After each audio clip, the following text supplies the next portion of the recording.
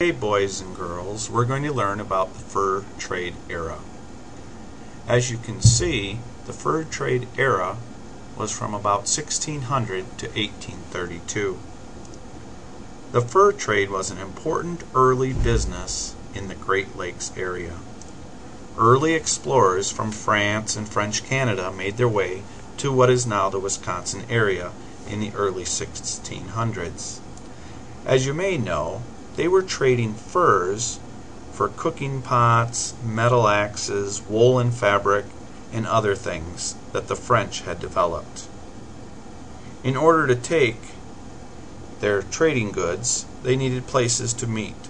So soon trading posts were developed. One of the main trading posts was in southwest Wisconsin called Fort St. Nicholas, and that is at a place we now call Prairie du Chien. It was a very important trading post because that's where two rivers, the Wisconsin River and the mighty Mississippi River, came together. Many of the furs were trapped in the Great Lakes area and needed to be taken to a trading post. This is where the water highways or river routes became so important.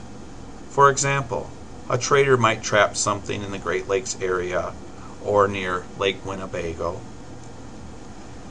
They'd need to load their furs in small canoes or even the huge canoe called a Montreal canoe that could hold hundreds of pounds of furs. Then, for instance, they might make their way down the Fox River until the Fox River ends.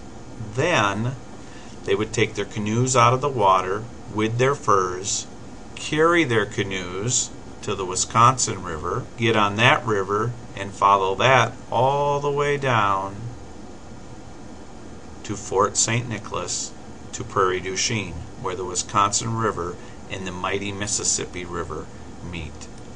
In the early spring, they would come together, the Indians and the French, and have what they called a rendezvous.